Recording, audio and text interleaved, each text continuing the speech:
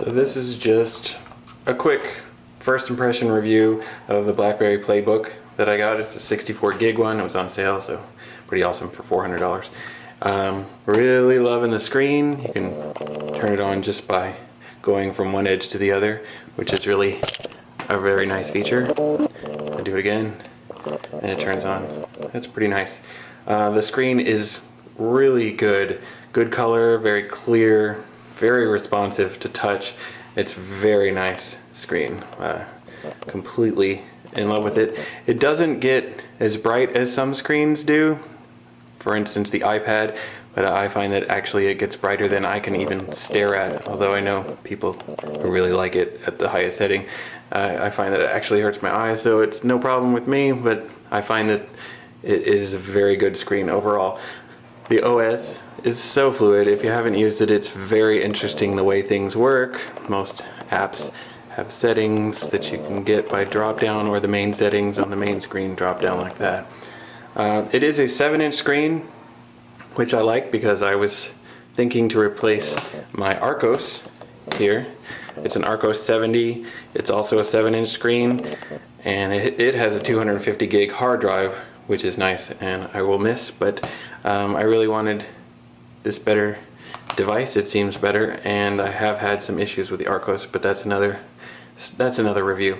The Archos screen is about 1/8 of an inch wider in diameter, but the Playbook is wider nonetheless. 4.5 inches wide on the Archos, where 5 1/8 of an inch on the Playbook, I believe. So one of the things that bums me out is that it won't fit in a back pocket, which is what I do with the Archos all the time. I really use it as a media player, even though it's big. It has worked pretty well, but the Playbook will not fit in a back pocket, and even if it did, it would be very awkward because the headphone jack is here, which I find to be awkward even when it won't fit in the back pocket. I don't think that's the best spot for it, but what are you going to do? The power button is at the top.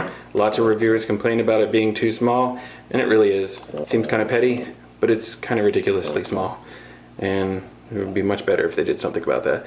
It does have volume rockers and pause play, as well as if you hold down the middle button, it will mute the device, which is pretty cool because the Archos only has volume and power, doesn't have that middle one. Here's the app world. You can only get to the app world if you're on Wi-Fi.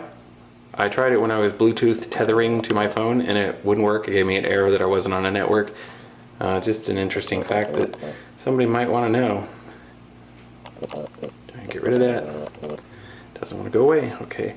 The back of this is soft rubberish, which is kind of nice to the touch, and it gives it a good a little bit of a grip, but it smells like rubber. It smells like a used tire, frankly, and makes your hand smell, and it's really kind of gross. I can't believe they did that.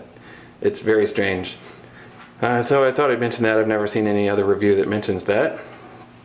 One of the things that the software is pretty young, and one of the things that does bug me is bookmarks cannot be edited. You can only delete them. Once they're there, they are what they are, and whatever the web page that you're bookmarking calls itself, that's what your bookmark will be called, and you don't have any way of changing it. So for instance, I'm in Austin, and there's a bookmark for the Austin Chronicle, which is one of our local papers, and the bookmark is called Austin News Events, which is really annoying that I can't change that to Austin Chronicle. Please change that in your 2.0 RIM. You also, as far as I can tell, can't connect a camera or USB or anyway, no USB on the go.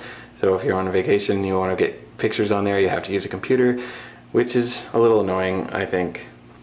And when you're connected by USB, it doesn't really charge if you're using the device. If you have the screen turned off and you're not using it, it does seem to charge, although pretty slowly. But if you're using the device and it's plugged into USB, I found that it doesn't actually do anything, and it'll pretty much stay the same because I think you're using the same amount of power.